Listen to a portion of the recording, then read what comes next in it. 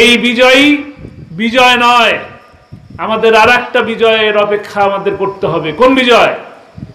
বিজয় হলো এটা যে আপনাদের প্রিয় মানুষ কোরআনের পাখি আল্লামা সাঈদী সমস্ত মাহফিলের মধ্যে বলতেন কোরআনের রাজ কায়েম হওয়া দেখে যেন তার মৃত্যু হয়। আপনারা কি চান না কোরআনের রাজ প্রতিষ্ঠা হোক? চান না?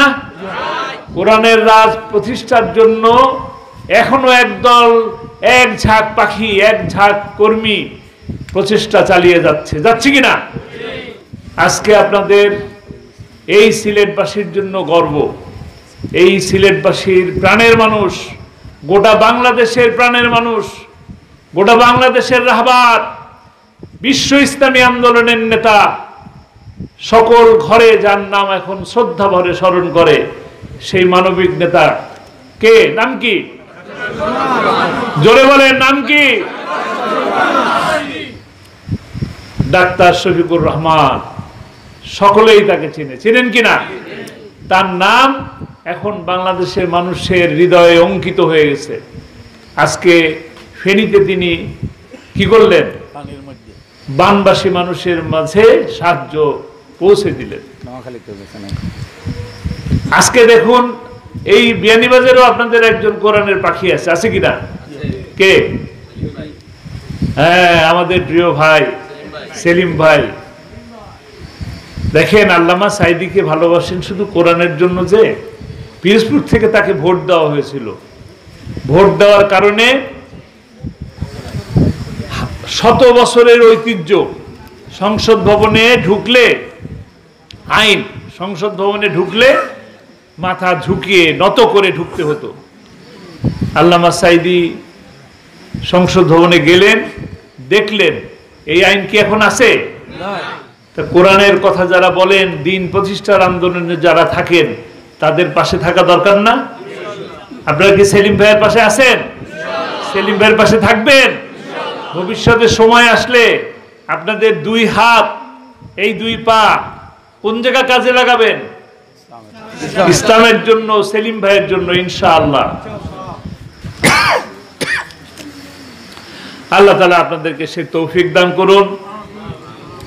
আমরা সার্বক্ষণিকভাবে চেষ্টা করি মানুষের পাশে থাকার জন্য, মানবতার জন্য এবং কোরআনের জন্য, কোরআন সুন্নাহ প্রতিষ্ঠার জন্য। মানুষের জন্য যদি না থাকি, কোরআন নিয়ে আমরা কার কাছে যাব? তাই না?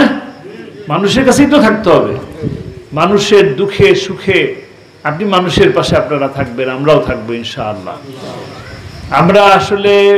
আমরা এই যে কয় ভাই ঢাকা থেকে এসেছি, আপনাদের কাছে অনেক সময় ধরে থাকার একটা নিয়ত নিয়ে এসেছিলাম, কিন্তু অত্যন্ত দুঃখজনক ব্যাপার হলো যে রাস্তা আমাদের আর ফুরায় নাই, অনেক দেরি হয়ে গেছে আসতে আসতে। অনেক কষ্টের কথা আর নাই বা বললাম।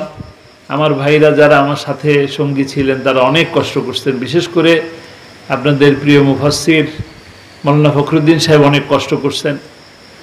এই কষ্টটা আল্লাহ কবুল করে নিন, এই খেদমতটুকু আল্লাহ কবুল করে নিন। আমি তার থেকেও বেশি ভালো লাগতেছে, কষ্ট করে যে আসলাম, ভালো লাগতেছে এটা যে আপনাদের দেখে যে আপনারা কিন্তু কষ্ট করে এখনো বসে আছেন। আমাদের আসার কথা তো সেই আসরের সময় নাকি, আমরা এসার পরে আসলাম, আমাদেরকে ক্ষমা করবেন।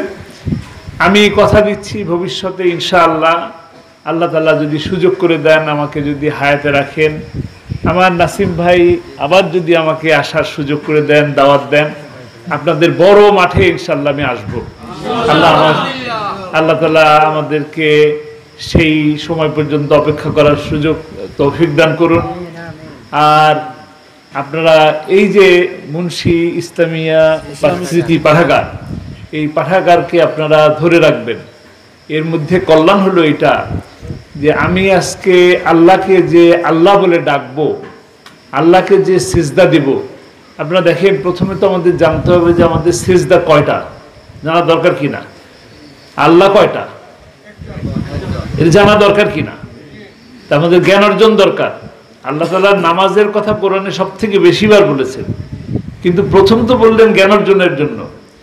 তো আমাদের জ্ঞান অর্জন করা দরকার। যে আমরা কিভাবে আল্লাহকে ডাকবো, কখন ডাকবো, কোথায় ডাকবো, এগুলো শেখা দরকার। এই কারণে এই পাঠাগারকে আপনারা বুক দিয়ে আগলে রাখবেন, যাতে করে আমরা তো একটা বয়সের প্রান্তে এসে গেছি, আগামী প্রজন্ম যেন এখান থেকে শিক্ষা নিতে পারে। আমার সকল ভাইরা সেই প্রচেষ্টা সচেষ্ট থাকবেন।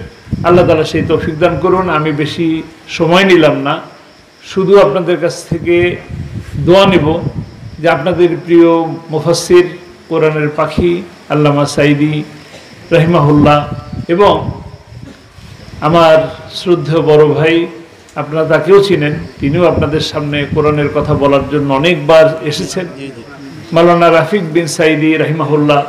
আল্লাহ তাদের সকলকে জান্নাতের, একই জান্নাতে কোরআনের পাখি হিসেবে, সবুজ পাখি হিসেবে কবুল করে নিন। আর আমরা যারা মুক্ত অবস্থায় আছি, যতদিন আল্লাহ তাআলা আমাদেরকে হায়াতে রেখেছেন, আমরা যেন কোরআনের কথা বলতে পারি, কোরআনের কথা আপনাদেরকে শোনাতে পারি, কোরআনের পথে যেন আমরা চলতে পারি, সেই তৌফিক আমাদেরকে, আপনাদেরকে, সকলকে দান করুন। ওয়া মা তৌফিক ইল্লা বিল্লাহ। আসসালামু আলাইকুম ওয়া রাহমাতুল্লাহি ওয়া বারাকাতুহু।